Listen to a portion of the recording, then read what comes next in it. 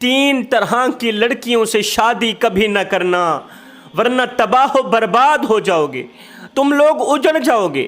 حضرت مولانا جلال الدین رومی رحمۃ اللہ تعالی علیہ فرماتے ہیں 3 طرح کی لڑکیوں سے کبھی بھی شادی نہ کرنا، چاہے ان کے سر کے بال سونے کے کیوں نہ ہو، ان کا چہرہ 14ویں رات کے چاند کی طرح چمکتا کیوں نہ ہو، ان کی خوبصورتی، ان کے نین نقش پر فدا مت ہونا، ان کی سیرت کو دیکھنا۔ آج لڑکی پسند کرنے سے پہلے یہ تو پوچھا جاتا ہے کہ کھانا بنا لیتی ہو، گھر کی صفائی ستھرائی کر لیتی ہو۔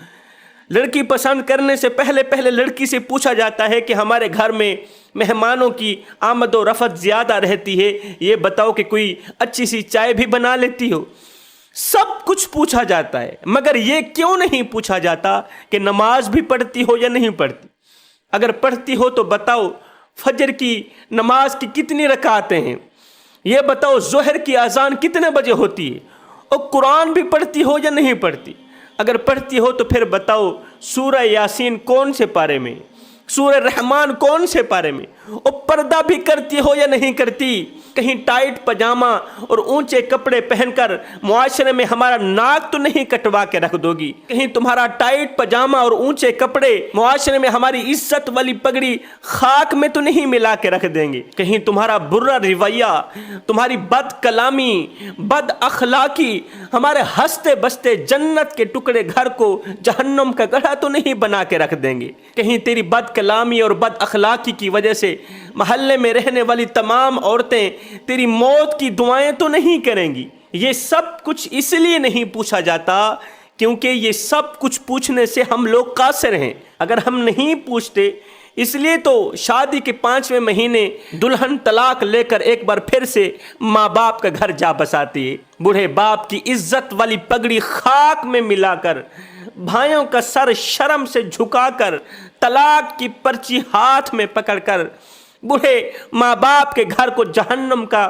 گڑھا جا کے بناتی ہے، بوڑھے باپ کو بے سکونی کی دلدل میں پھنسا دیتی ہے۔ ابھی بوڑھے باپ نے جہیز کے قرضے نہیں اتارے، بیٹی طلاق کی پرچی پکڑ کر گھر آ گئی۔ حضرت مولانا جلال الدین رومی رحمۃ اللہ تعالی علیہ فرماتے ہیں سب کچھ کرنا، 3 طرح کی لڑکیوں سے شادی نہ کرنا۔ اگر ان 3 طرح کی لڑکیوں سے شادی کرو گے تو یاد رکھنا تم لوگ تباہ و برباد ہو جاؤ گے، اجڑ جاؤ گے، کیونکہ یہ 3 طرح کی لڑکیاں اللہ تعالیٰ کے غضب کا نشانہ بنی رہتی ہیں۔ ہر وقت یہ اللہ تعالیٰ کے غضب کا نشانہ بنی رہتی ہیں۔ یہ لڑکیاں اتنی خطرناک ہیں کہ یہ جس راستے سے آ رہی ہوں وہ راستہ بھی چھوڑ دینا۔ لوگوں نے پوچھا حضرت وہ کون سی 3 طرح کی لڑکیاں ہیں؟ فرمایا نمبر 1، جس لڑکی کو خدا کی ذات پر یقین نہ ہو، خدا کی ذات پر ایمان نہ ہو، جس کا یقین کامل نہ ہو، جس کا ایمان کامل نہ ہو۔ جس کا ایمان کمزور ہوتا ہے اس کا ایمان تو خطرے میں ہوتا ہے، جس کا ایمان خطرے میں ہے وہ جان خطرے میں ہے۔ جو اللہ کا دروازہ چھوڑ کر غیر کے دروازے پہ جا کے بھیک مانگتی ہو، خیرات مانگتی ہو، اللہ کے حضور حاضر نہیں ہوتی، نماز نہیں پڑھتی، قیام نہیں کرتی، اس لیے کہ اس کا یقین کامل نہیں، اس کا ایمان کامل نہیں۔ فرمایا سب کچھ کرنا، کمزور ایمان والی لڑکی سے شادی نہ کرنا، یہ تمہیں بھی اللہ کے غضب کا نشانہ بنائے گی، تمہارے بچوں کو بھی اللہ کے غضب کا نشانہ بنائے گی۔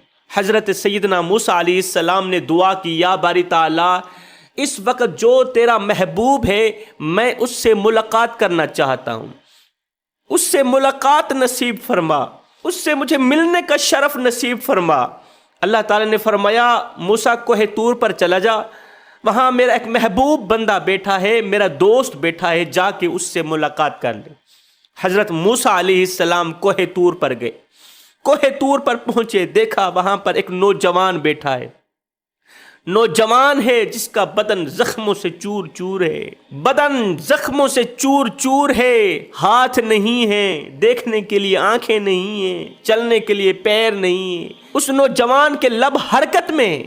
حضرت موسیٰ علیہ السلام نے جب کان اس کے لبوں کے قریب لگائے تو اس کی زبان پر شکر الحمدللہ کے ترانے جاری تھے، شکر پہ شکر پڑھتا جا رہا تھا۔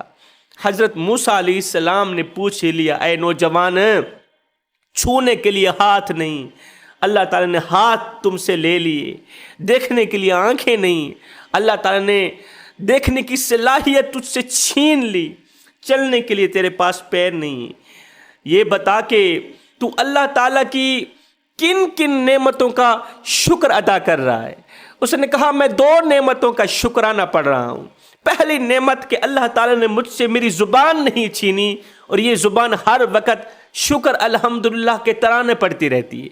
دوسری یہ نعمت کہ میرا یہ جو دل ہے نا ہر وقت معرفت الہی سے سرشار رہتا ہے۔ حضرت موسیٰ علیہ السلام نے پوچھا یہ بتا کہ کتنا وقت گزر گیا ہے تجھے اس تکلیف میں؟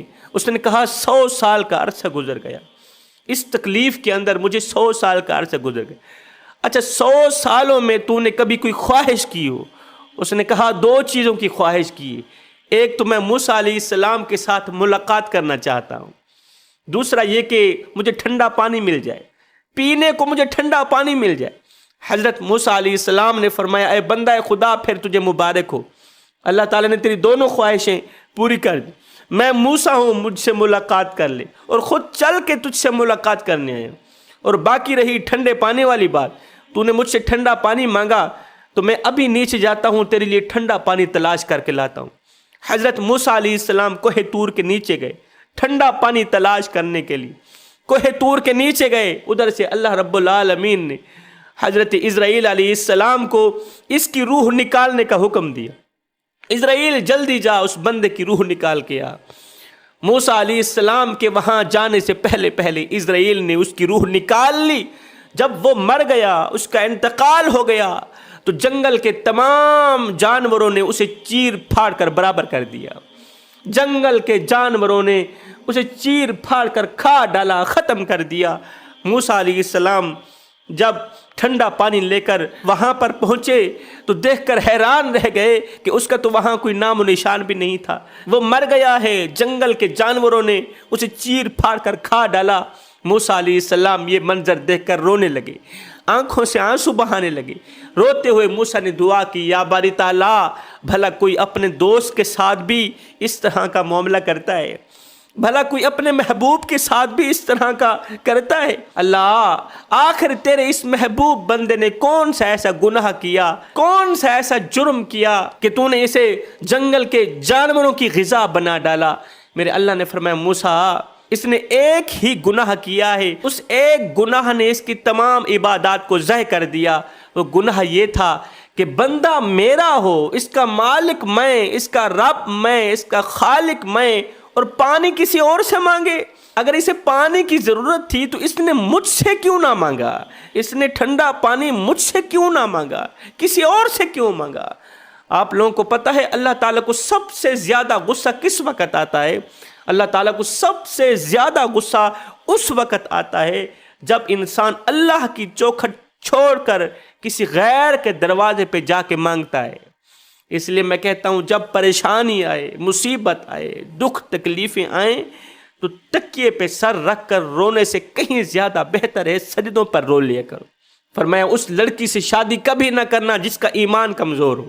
فرمایا نمبر 2 بے حیا لڑکی سے بھی شادی نہ کرنا جو ایسا لباس زیب تن کرتی ہو جس سے اس کے تمام اوضاع واضح نظر آتے ہوں۔ فرمایا نمبر 3 جو اپنے والدین کے گھر میں اونچی اونچی آواز میں بات کرتی ہو، جس کا اخلاق اچھا نہ ہو، نماز قرآن کی جگہ رومانٹک ناول پڑھتی ہو، ہر وقت سوشل میڈیا کی گندی ویڈیوز کے ساتھ وابستہ رہتی ہو۔ فرمایا ان 3 طرح کی لڑکیوں سے شادی کبھی نہ کرنا۔